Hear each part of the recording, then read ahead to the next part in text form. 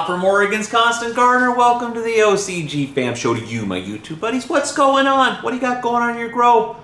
Let me know about that in the comments and we'll talk about it. And speaking of the comments, we were talking in the comments yesterday. We had a question from the comments that, hey, do I have to use all this stuff in the Roman regimen? Do I need to use every single bottle? And I said, heck no. Heck no. You really only need to use the Gaia, the Medusa, the Herc, the Olympus, and the Zeus juice to get started, and maybe to get you a long way down the road. All that other stuff is good stuff, but you really only need to get started with these things, and then as you get going, you may want to add some stuff. The stuff you may want to add first would maybe be some Demeters and some Aphrodite's extractions. Those are the ones that kind of naturally go after that. But if you look on this chart, there's a lot more beyond that. And I think the natural thing is once you get these is let's try some of these new ones. But that's not always the case. In fact, not often the case. I think once you get to that Aphrodite's extraction, maybe probably Athena's Aminas after that. But at that point, instead of going further, and even maybe before that, you probably want to go more into the Herculean Harvest, because this is really the workhorse of the line.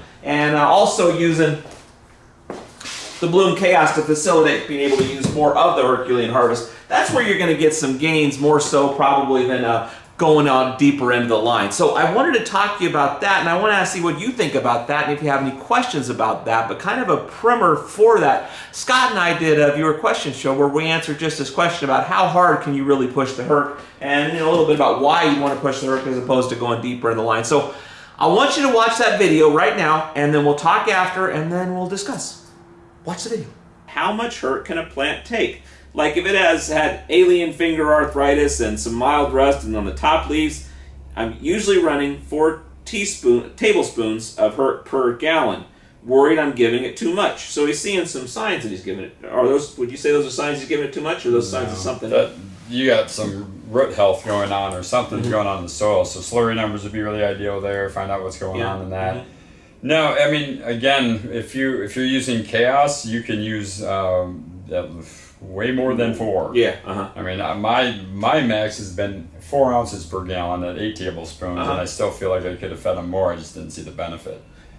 I have had guys that literally outdoors running insane levels at 1 quart per gallon. 25% of their mix is concentrated liquid bone meal. So it comes down to genetics, environment, container size, plant health, plant strength, plant size, there's so many variables to that question, but 2 to 4 tablespoons is pretty standard, pretty normal. 6 is a heavy feeding in my world. 8 is pushing it beyond what you should. Okay, well, what do you think of that? Do you think you want to use more Herculean Harvest as opposed to doing more stuff? Do you have questions about how you might do that beyond what we discussed in the video? Any questions about that, about anything? Put them in the comments and we'll discuss it. We got a viewer questions episode with Scott coming up here pretty quick, so any questions you get about the Herc, we can throw in that episode. I love you. I'll see you tomorrow. The OCG Fam Show, it's pretty good. It happens every day. It's the OCG Fam Show. See you tomorrow.